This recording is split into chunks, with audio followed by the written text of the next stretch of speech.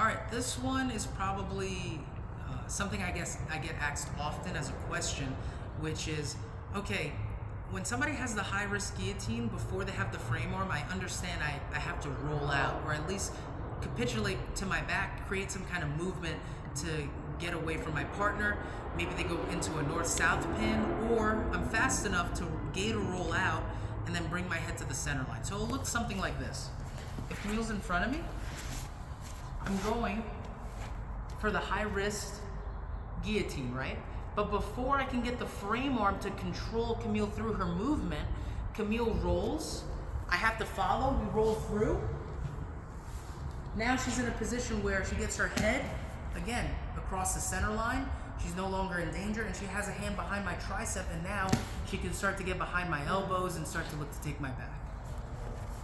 The issue becomes when I get this frame arm, because I'm no longer controlling the head, I'm also looking to throw an arm over to control her head and shoulder.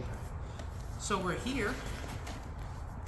I get the high risk guillotine, like so. You can see the back of my hand.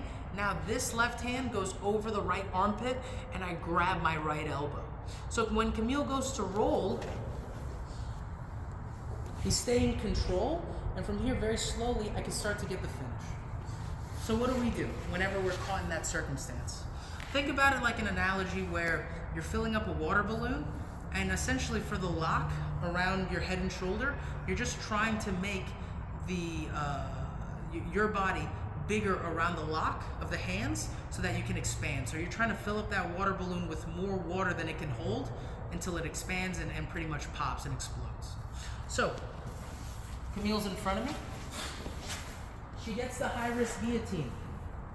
She gets the arm in. I know that if I start to roll, she's just gonna follow.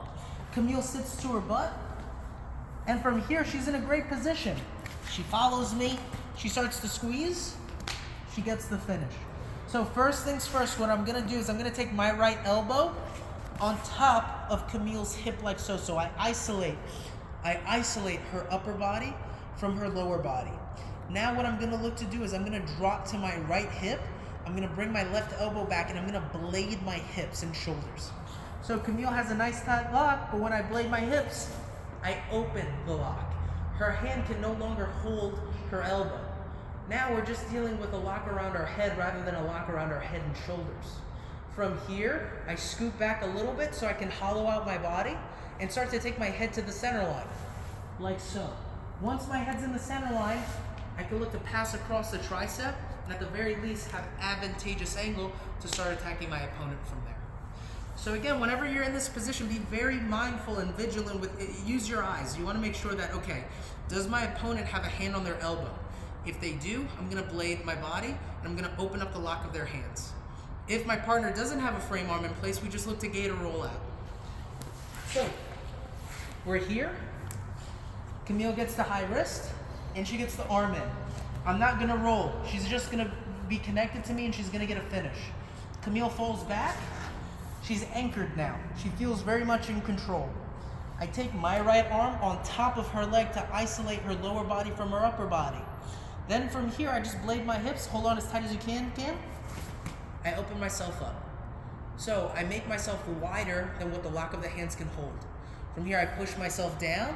I take my head to the center line, and now we free ourselves. From this position, I just come up, I take this tricep grip, and I get advantageous angle. I'm behind the elbow, which means I'm halfway to the back, and from here we can start attacking from there.